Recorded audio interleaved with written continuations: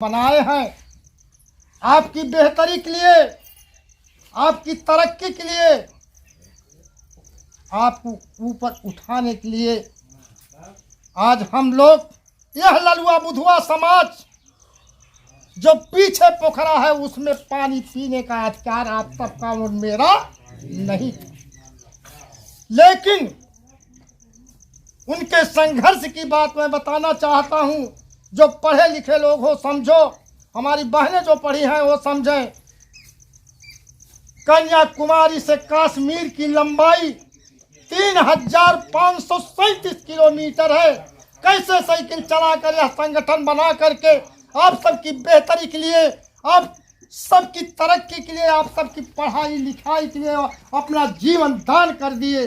बीवी बच्चा माई बाप सब छोड़ करके यह संगठन चलाने वाला काम काशीराम साहब ने किया। पहनना होना हमारे राजा पुरखा भगई पहनते थे। हमारी बहन बेटी मेरे भाई जब 12-14 साल के हो जाते थे तब तक भगई पहनते थे। 85 जो हम लोग 85 बताते हैं, 85 समाज में चाहे जवन केवट कुर्मी लोहार कोहार पाल मौर्या चौहान राजभर प्रजापति नोनिया धोबी पासिक जितने खटिक खरवार है सब वो भगई पहनते थे। लेकिन धन्य हो काशीराम साहब, धन्य हो बाबा साहेब जिसने अपना जीवन दान कर दिया हम लोगों के लिए। लेकिन उनकी बात सुनने हमारे बहन हमारे भाई हमारे लोग इतराते हैं, समय नहीं देते हैं कि हम लोग आते हैं बताने के लिए। नहीं कोई हमारी तनख्वाह है, न है हमारे पास कोई रास्ता है, लेकिन उनकी बात सोच करके हम लोग अपना काम करते हैं कि हमारे लोग सो गए उनको जगाने का काम करते हैं। जब काशीराम साहब साइकिल से इतनी लंबाई चलते थे तो मनवादी लोग रोज उनको नहीं जाने देते थे। वो इससे जवार से निकल जाते थे।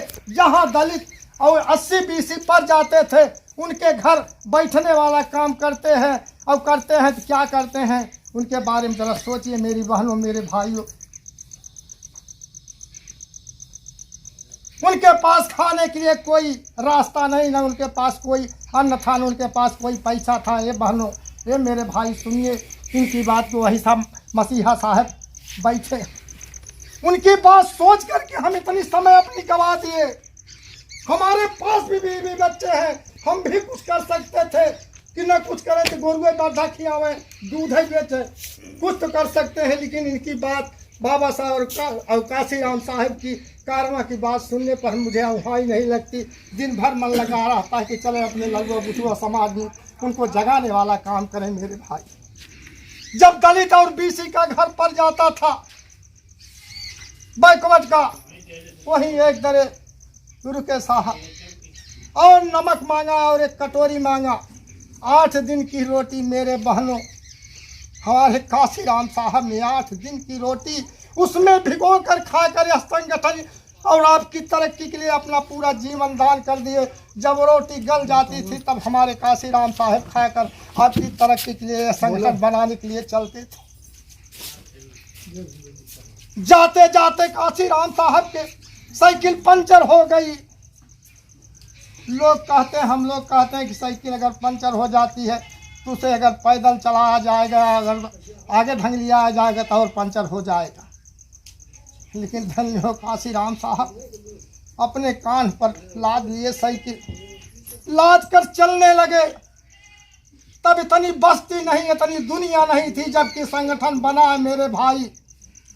जाते जाते उन्हें कोई था नहीं चला, उनके कंधा पर गड्ढा हो गया। एक दलित का बेटा एक खून गाड़ करके वहीं एक टायर टांगा था।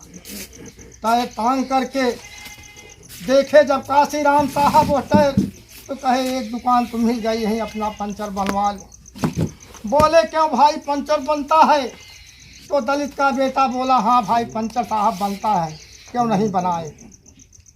कहे बना दो मेरे भाई, मेरे पास तो पैसा ही नहीं।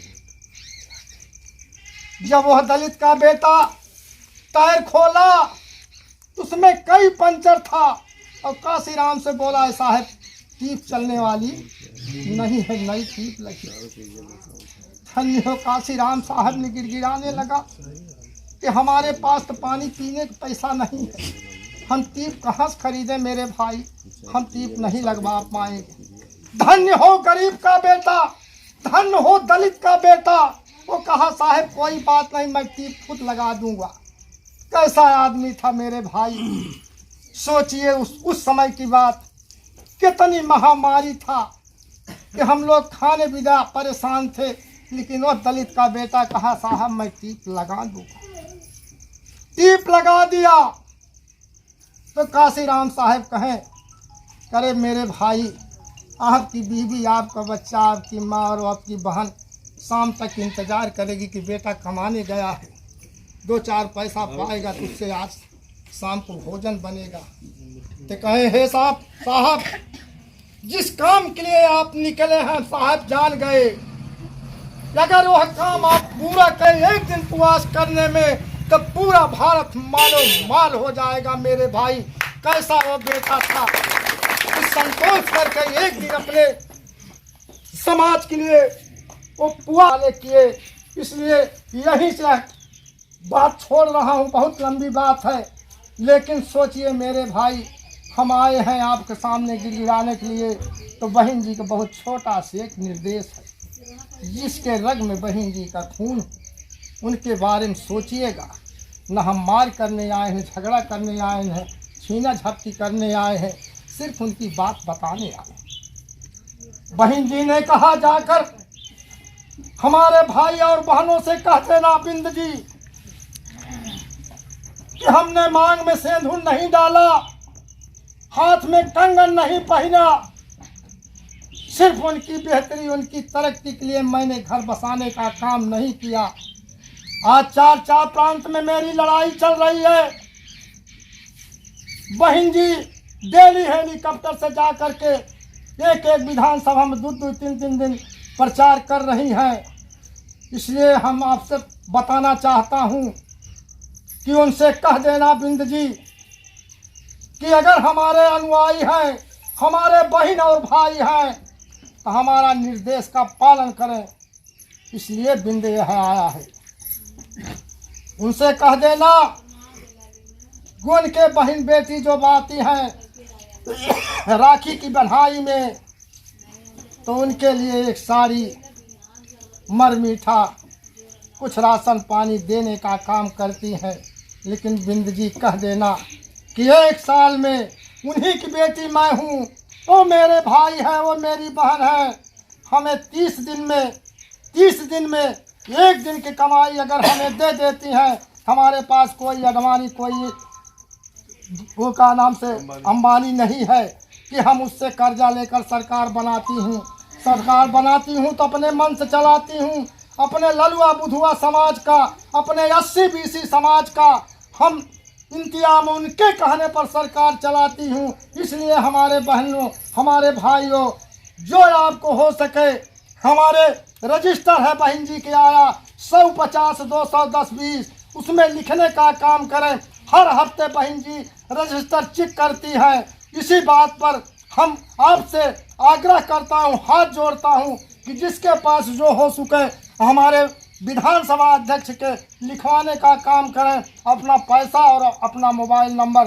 जय भीम, जय भारत, नव बुद्ध।